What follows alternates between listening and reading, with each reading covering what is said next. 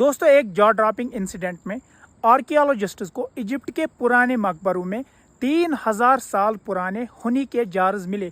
हैरानी की बात यह है वो आज भी खाने के लायक थे। जी हाँ, तो दोस्तों चलिए सबसे पहले हम जानते हैं ये शहद बनता कैसे है और ये एक्सपायर क्यों नहीं होता है। दोस्तों, शहद बनता है एक अमेजिंग नेचुरल प्रोसेस के जरिए। इस प्रोसेस का सबसे पहला स्टेप होता है नेक्टर कलेक्शन।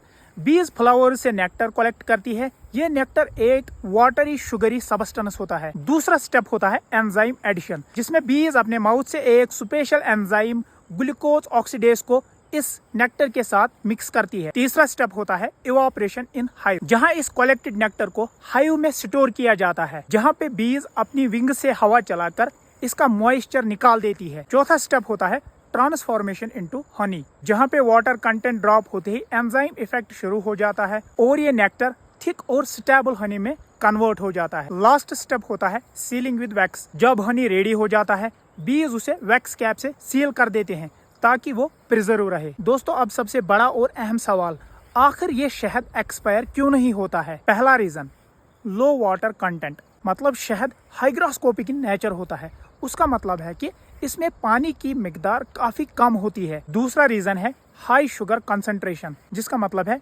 जो बैक्टीरिया इस हनी में मौजूद होते हैं उन पे हाई ऑस्मोटिक प्रेशर अप्लाई होता है, जिसकी वजह से उनमें डिहाइड्रेशन होती है और वो ज्यादा देर तक जिंदा नहीं रह पाते हैं। तीसरा रीजन है एसिडिक पीएच, जो अराउंड 3.2 टू 4.5 होता है। शहद एसिडिक इन नेचर होता है ग्लूकोनिक एसिड से, जो बनता है ग्लूकोज ऑक्सीडेज की वजह से। चौथा रीजन है हाइड्रोजन पेरोक्साइड। जब एंजाइम ग्लूकोज ऑक्सीडेज रिएक्ट करता है डाइल्यूटेड वाटर से जो मौजूद होता है हनी में, तो ये हाइड्रोजन पेरोक्साइड को रिलीज करता है छोटे अमाउंट्स में, जो इन पैथोजेन्स और बैक्टीरिया की ग्रोथ को कम्प्लीटली प्रोहिबिट करता है। दोस्तों, लास्ट रीजन है शहद में मौजूद होते हैं एंटीऑक्सीडेंट्स और एंटीबैक्टीरियल कंपाउंड्स, जैसे पॉलीफेनॉल्स, फ्लेवोनॉइड्स और डिफेंसिन 1। इनकी वजह से इसमें होती है एंटीबैक्टीरियल और एंटीफंगल प्रॉपर्टीज।